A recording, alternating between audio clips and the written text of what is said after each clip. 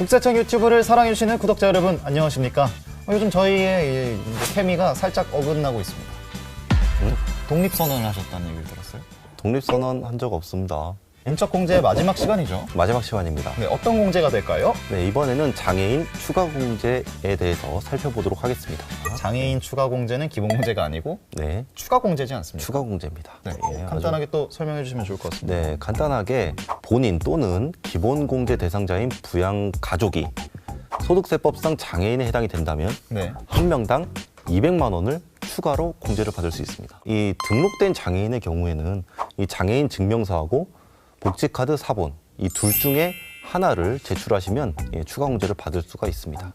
자, 그런데 여기에서 반전이 하나가 일어납니다. 오, 반전이 있습니다. 반전이 있습니다. 네. 자, 등록된 장애인이 아니더라도 장애인 추가 공제를 받을 수 있는 경우가 있습니다. 어떤 경우였죠? 자, 그것은요. 네, 조금 이따가 말씀을 드리도록 하겠습니다. 3위부터 가보겠습니다. 네, 장애인 추가 공제 3위 국가유공자. 장애인 추가 공제에서 국가유공자라는 단어가 나왔습니다. 그렇습니다. 등록된 장애인이 아니죠. 국가유공자 등 예우 및 지원에 관한 법률에 따른 상이자나 네. 이와 유사한 사람으로서 근로 능력이 없는 사람은 이 소득세법상 장애인에 해당이 됩니다. 이제 국가를 위해서 뭐 전투에 참여를 하셨다거나 아니면 공무 수행 중에 이제 신체적 상해를 입으셔서 맞습니다. 정상적인 근로 생활이 좀 어렵다고 생각하시는 분들을 이렇게 세법상 장애인에 포함을 시킨다라고 이해하면 되는 거 아니겠습니까? 네, 그렇게 이해하시면 정확할 것 같습니다. 네. 이 국가보훈처에서 발급하는 국가유공자증이나 네. 국가유공자 확인서를 발급받아서 회사에 제출하시면 되고요. 그리고 반면에 이 상이자와 유사한 사람으로서 근로 능력이 없는 사람은 국가보훈처에서 해당 확인서를 발급받아서 제출하시면 되겠습니다. 네. 바로 2위로 넘어가 볼까요? 네. 예, 장애인 추가 공제 2위. 장애가 있으신 58세 부모님.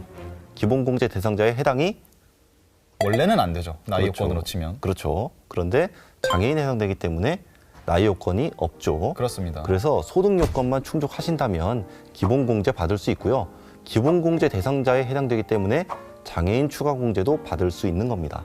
여기서 이제 좀 꼬일 수 있는 부분이 이제 형제자매가 있는 경우일 것 같아요. 아, 그렇죠. 예. 이제 나만 부양을 하지 않는 경우. 네네. 이렇게는 좀 어떻게 정리를 하면 될까요? 자, 나의 기본 공제 대상자에 해당되지 않기 때문에 네. 내가 장애인 추가 공제를 받을 수 없는 거죠. 추가 공제인데 그러면 이제 직계 존속에 대한 기본 공제도 형이 가져간 거잖아요. 맞습니다. 예, 그렇습니다. 욕심쟁이.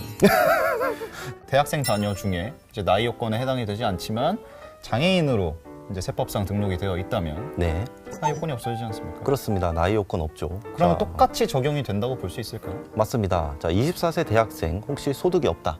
그러면 소득 요건을 충족하게 되잖아요. 그렇습니다. 그러면 기본 공제 받을 수 있고요. 네. 소득세법상 장애인에 해당되기 때문에 기본 공제 150만 원과 장애인 추가 공제 200만 원 합쳐서 350만 원의 인적 공제를 받을 수 있습니다. 그렇습니다. 이게 2위입니다. 2위입니다. 네. 마지막 대망의 1위. 대망의 1위가 남았죠. 자, 대망의 1위. 항시 치료를 요하는 중증 환자. 자, 이 부분을 진짜 많이 놓치셔가지고 굉장히 좀 많이 놓치시거든요. 자, 항시 치료를 요하는 중증 환자는 지병에 의해서 치료를 요하고요. 네. 이로 인해서 취학이나 취업이 곤란한 상태에 있는 사람. 네, 이런 사람들을 항시 치료를 요하는 중증 환자라고 정의를 합니다. 진단서나 뭐 이런 것들 증명 서류만 제출하면 바로 되는 건가요? 그렇습니다. 자, 그런데 진단서가 아니에요.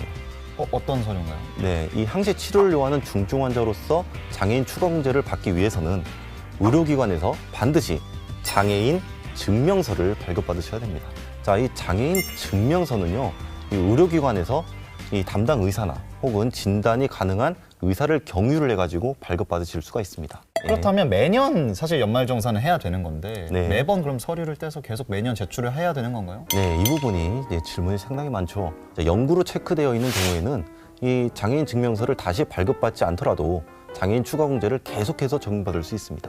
영구라고 되어 있기 때문에 그렇습니다. 영구 없는 경우에는 어떻게 되나요? 비영구로 체크가 되어 있고 기간이 기재가 되어 있는 경우에는요, 이 기간 동안에만 소득세법상 장애인에 해당이 되는 거예요. 네. 자, 그러면 계속 쭉 받으려면 이 기간이 만료가 되었다. 그러면 장애인 증명서를 다시 발급받아야만 장애인 추가 공제를 쭉 적용받을 수가 있는 겁니다. 이번 영상 보시는 분들, 이 연말정산 기간에 이 부분 잘 챙기셔가지고 꼭 장애인 추가공제 받으시면 좋겠습니다. 네, 이렇게 차트 1위까지 네. 한번 알아봤습니다. 네네. 인적공제 마지막 시간 장애인 추가공제에 대해서 한번 알아봤습니다. 네. 저희는 다음 영상에서 인사드리도록 하겠습니다. 저희 뭐 끝나지 않았습니다. 네, 계속 진행됩니다. 해드려야 될 게 너무 많아요. 아, 엄청 많죠. 네, 많기 때문에 저희 채널 고정해 주시고요. 영상이 도움이 되셨다면 구독과 좋아요, 알림 설정까지 부탁드리면서 저희는 다음 영상에서 인사드리도록 하겠습니다. 여러분, 안녕. 안녕.